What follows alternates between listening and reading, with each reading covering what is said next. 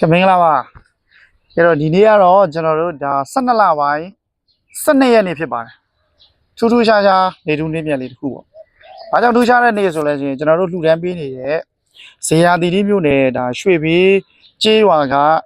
ကိုတရုတ်ကြီးမညိုနွယ်တို့ရဲ့နေအိမ်လေးကိုကျွန်တော်တို့စောက်လုပ်ပေးပြတာဖြစ်ပါတယ်အိမ်လေးရဲ့အမျိုးအစားကတော့3ပင်ပတ်လည်အိမ်လေးဖြစ်ပါတယ်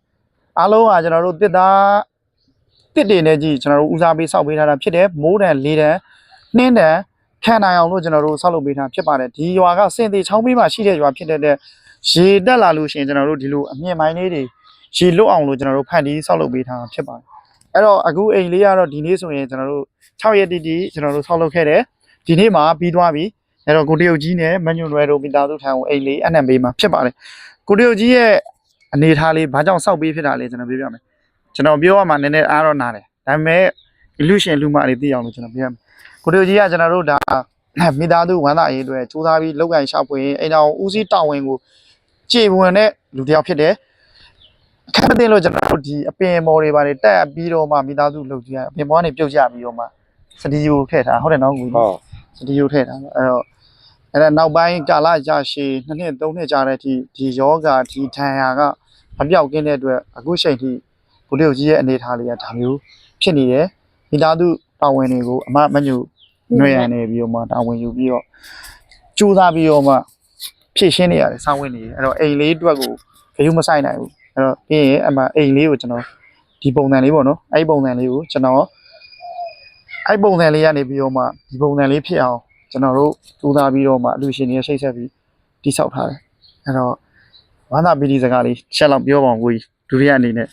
အိမ်လေးရတဲ့အကြောင်းဟုတ်ကဲ့ကျွန်တော်တို့အိမ်လေးမဆောင်နိုင်ဘူးတော်တဲ့နေရာမှာအခုလိုမျိုးလေးကျွန်တော်တို့ကူညီပေးနေတဲ့လူတွေကိုလည်းအများကြီးကျေးဇူးတင်ပါတယ်အလူရှင်တွေကိုလည်းအခုလိုကျွန်တော်တို့ကြည်တောင်ကကြည်တောင်ခေါ်မလာပြီးတော့ပလိုက်တာဖွဲ့ကိုလည်းအများကြီးကျေးဇူးတင်ပါတယ်ဝင်းသားပါတယ်ဟုတ်ကဲ့ကျေးဇူးတင်ပါတယ်အမနည်းနည်းလေးပြောပါအောင်မတန်လေးကျမတို့ဒုက္ခရောက်နေတဲ့အချိန်ကမှကျမတို့ဒီအိမ်လေးဖြစ်မြောက်လှူပေးတဲ့အလှရှင်လေးကိုလည်းကျေးဇူးအများကြီးတင်ပါတယ်ခေါ်မလူမှုကူညီရှင်လိုက်တာအဖွဲ့လေးကိုလည်းကျွန်မကျေးဇူးအများကြီးတင်ပါတယ်ပြီးတော့လည်းဒီအိမ်လေးကိုစောက်ပေးတဲ့လက်သမားဆရာကျေးဇူးတင်ပါတယ်အကြောင်းအရာလေးတွေကိုထုတ်ဖော်ပြောဆိုနေတာကဘာကြောင့်လဲဆိုတော့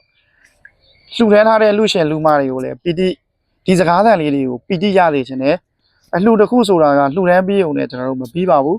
အများသာတို့ခေါ်ဖို့အတွက်လိုအပ်ပါတယ်ဒါကြောင့်ဒီလိုဗီဒီယိုဖိုင်လေးကိုကျွန်တော်တို့မှတ်တမ်းလေးတစ်ခုပြုခြင်းဖြစ်ပါတယ်မိသူတဦးတယောက်ကိုမှနှိမ့်ချပြောဆိုလိုခြင်းဆန္ဒမရှိဘဲနဲ့ခက်ခဲနေတဲ့မိသားစုတွေကိုမြေပြင်ထိလိုက်လံပြီးတော့မှကျွန်တော်တို့လူမှုရေးဝန်ရှင်အသင်းအနေနဲ့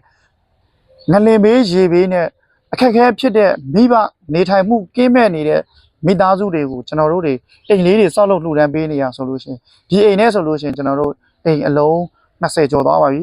ဒါကြောင့်ကျွန်တော်တို့နောက်ထပ်လည်းလူမှုရေးလုပ်ငန်းများစွာကိုဒီထက်ပိုပြီးလုပ်နိုင်ဖို့လူရှင်လူမရဲ့လှူဒန်းထားတဲ့လူငွေတွေအားလုံးကိုဒီမှာကျွန်တော်တို့ပုံအပ်ပြီးတော့မှလှူဒန်းပေးပြီးဖြစ်ပါတယ်နောက်ထပ်လည်းကျွန်တော်တို့မြေပြင်မှာစုံစမ်းပြီးတော့ခက်ခဲရှိတဲ့မိသားစု